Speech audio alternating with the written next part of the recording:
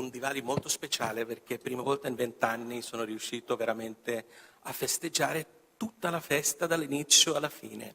Quindi molto speciale anche trovare un vecchio giovane amico dopo tantissimi anni.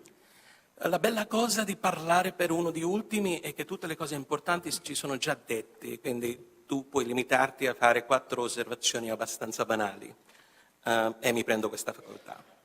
Una cosa che vi volevo far notare è qua, vicino Unione Induista Italiana, c'è la parte più importante che è il Sanatana Dharma Sangha.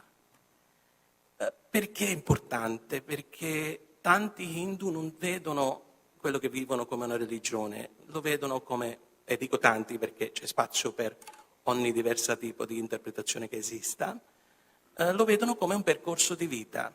Cosa vuol dire Sanatana Dharma? Dharma vuol dire regole, Dharma può anche essere detto doveri, quindi la mia traduzione sarebbe doveri, quindi doveri eterni, quindi la comunità di doveri eterni. Cosa vuol dire comunità di doveri eterni? Dovere di preservare, di conservare vita. Faccio questa la prima osservazione, poi ovviamente chiudo tutto con una conclusione. Sembrerebbe distaccato, ma sono pensieri, quindi mi dovete perdonare. Diwali è celebrato nella notte più scura dell'anno, secondo il calendario hindu. La mese di Kartika, l'Amavasya, la notte dove non c'è la luna. È in una maniera molto simbolica perché la più vecchia storia hindu, quello di Ramayana, la più vecchia Itihasa, inizia con la festa di accendere una luce nella notte più scura, la luce di speranza. Quindi, secondo me, è una cosa molto importante per quando parliamo di educazione, perché per me, essendo hindu, c'è un collegamento tra accendere la luce e educazione, e accendere la luce che porta via l'ignoranza. I Pandit hanno fatto una bellissima cosa, mi hanno preceduto, come tutti, a recitare quello che noi chiamiamo il Pavamana Mantra, o il Pavamana Agyaroha. Però nessuno l'ha tradotta. Asatoma Sadgamaya. Dalla non verità portami alla verità. Tamasoma Jyotirgamaya. Dalla oscurità, da tenebre, portami alla luce. Mrityoma Amruta Gamaya. Dalla morte portami alla immortalità. La ignoranza in induismo, in certi versi, è vista come la morte, perché essere ignoranti, non essere coscienti di quello che c'è intorno, è come morte della umanità, dell'essere. Quindi sono parole molto importanti perché viviamo in un mondo di violenza, specialmente una violenza inaudita.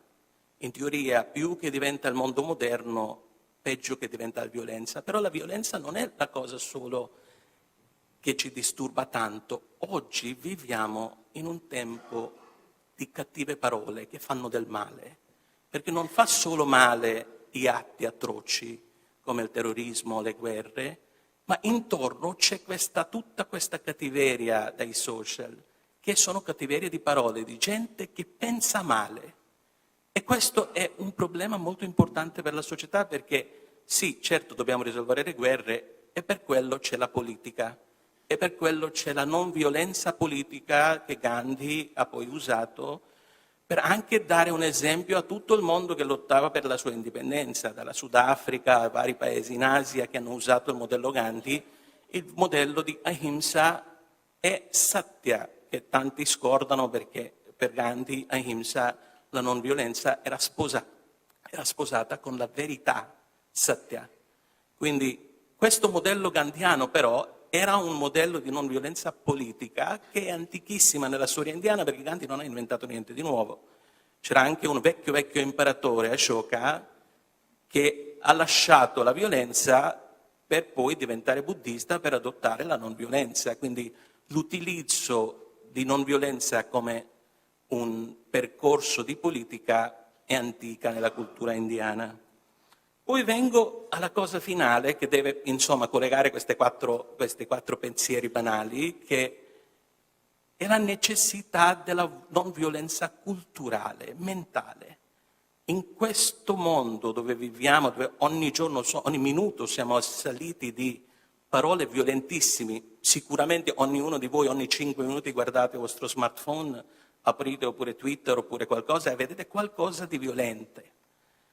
E questo è quello che dobbiamo lasciare alle prossime generazioni, la capacità di crescere con un modo di pensare non violento.